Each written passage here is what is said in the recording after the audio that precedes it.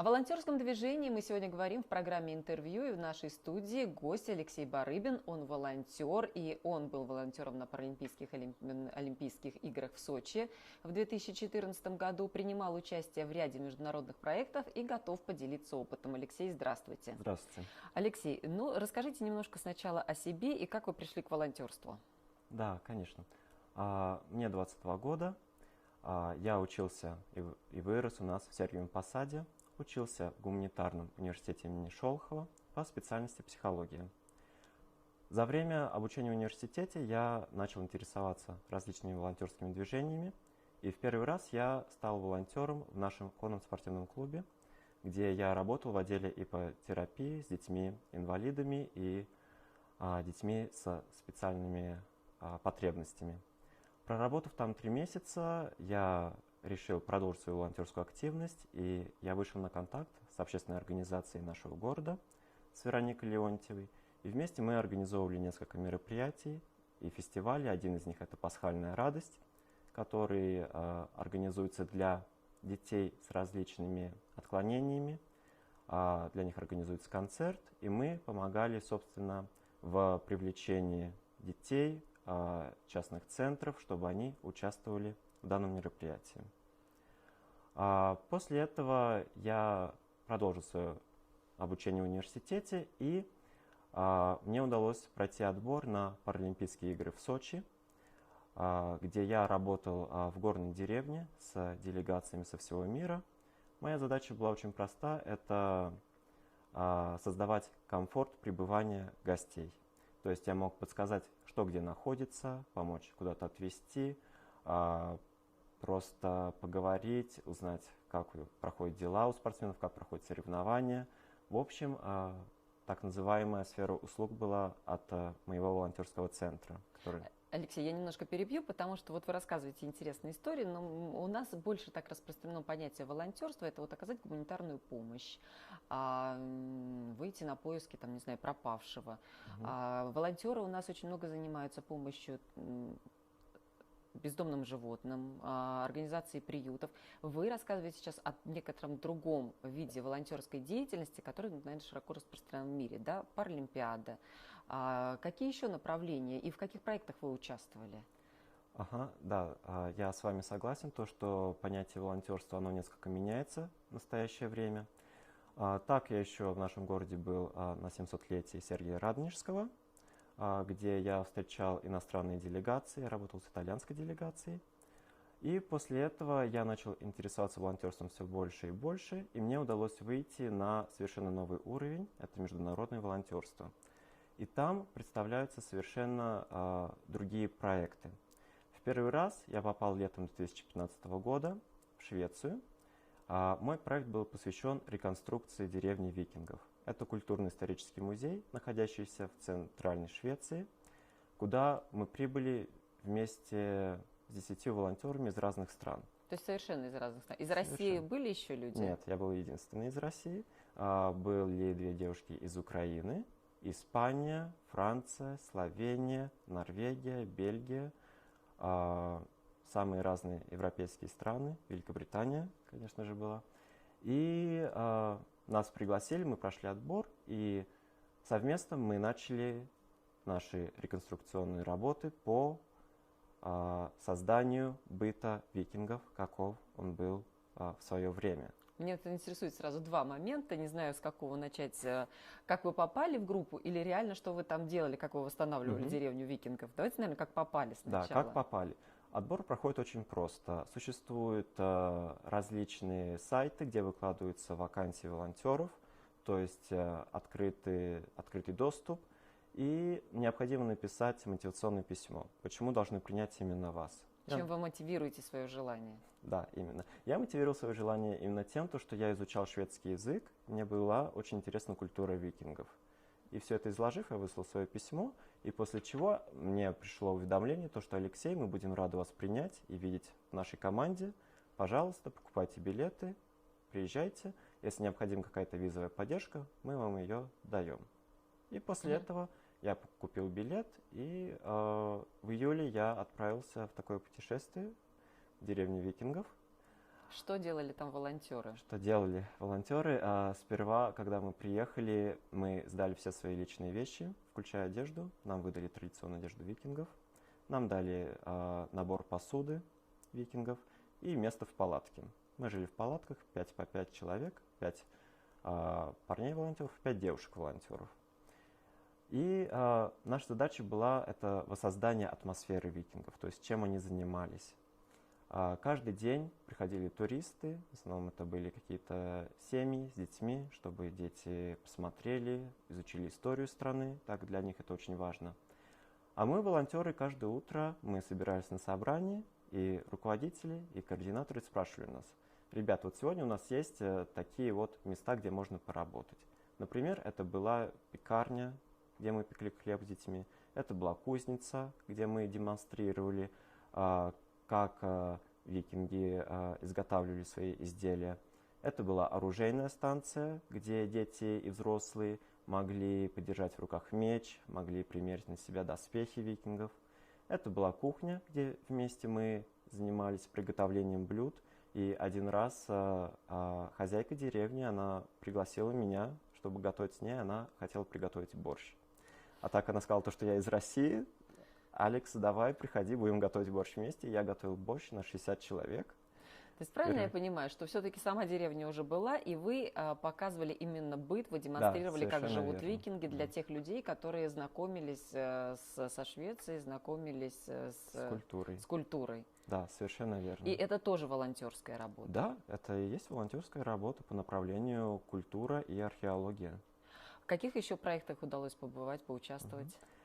После этого я вернулся в Россию, и спустя полгода мне удалось попасть на проект в Италию, в небольшой городок в Кьяре, рядом с Миланом, это Северная Италия. Этот проект был уже по программе Европейская волонтерская служба, EVS.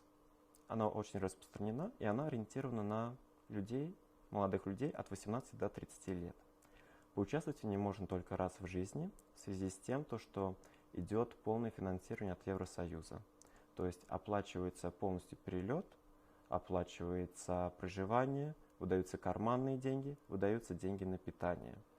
Волонтер не платит ни за что. Это совершенно оплачиваемая работа, скажем так. В чем там заключалась ваша деятельность? Моя деятельность была посвящена работе с детьми. Вообще мой проект можно разделить на 3 части. Первые 3 месяца я работал с детьми в детском центре, он чем-то похож на нашу продленку.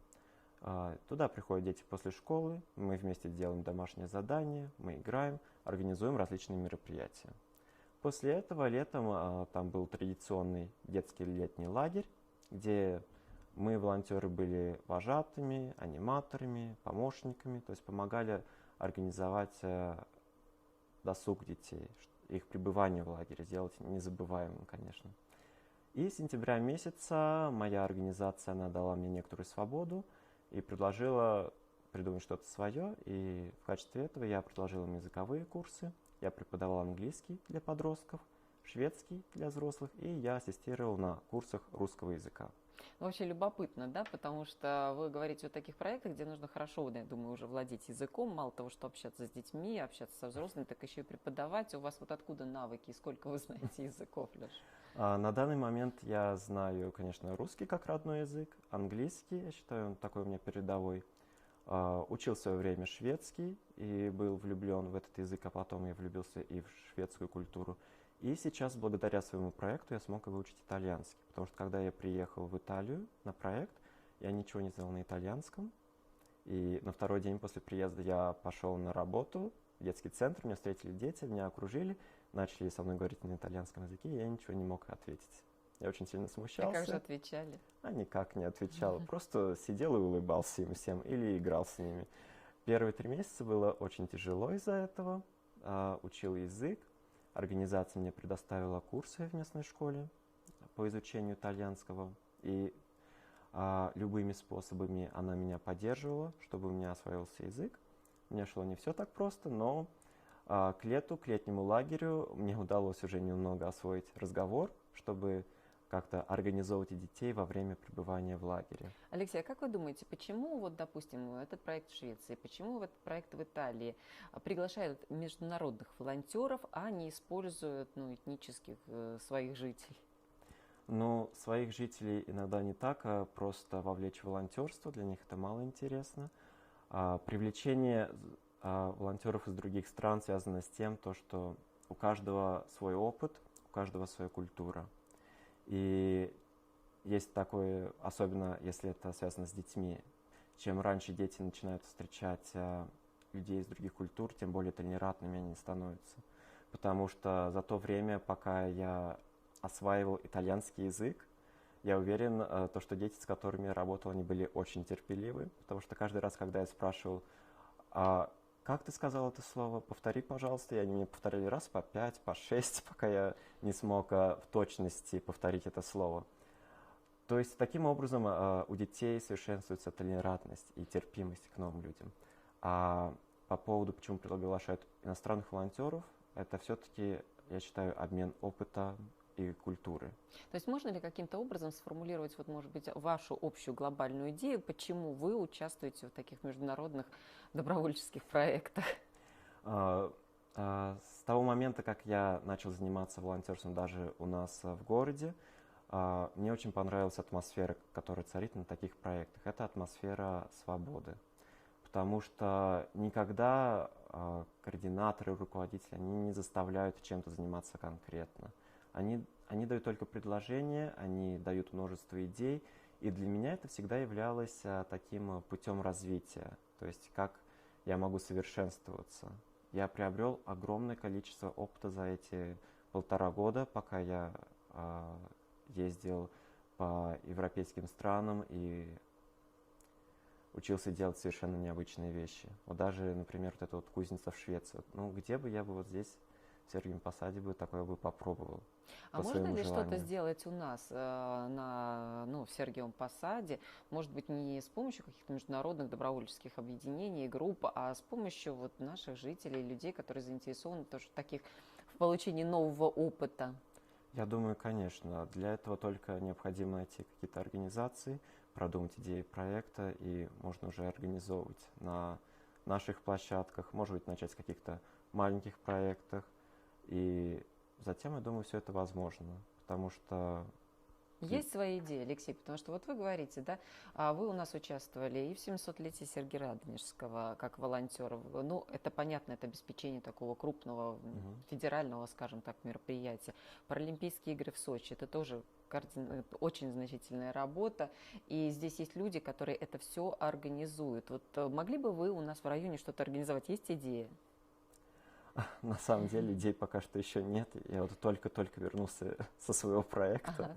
Я еще только адаптируюсь к этой среде. Есть желание поделиться собственным опытом и рассказать, вот, может быть, таким же людям, как и вы, как попасть в эти волонтерские группы? Конечно. На данный момент я этим и занимаюсь. То, что я выхожу на контакты с различными молодежными организациями, возможно, библиотеками, чтобы организовать такие встречи для молодежи и в целом для людей, которые могут быть просто заинтересованы в такой деятельности.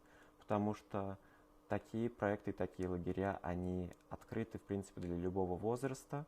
Единственный критерий, который может быть, это просто желание работать и желание сделать добро и быть полезным и приобрести такой опыт. Спасибо, Алексей, за рассказ. Я напомню, что сегодня в нашей студии был Алексей Барыбин, участник различных международных волонтерских проектов, и он, в принципе, на своем опыте показал, что это все реально. Спасибо за внимание. Увидимся на ТВР. Одежда для ведущих представлена фабрикой женской моды «Пиророс».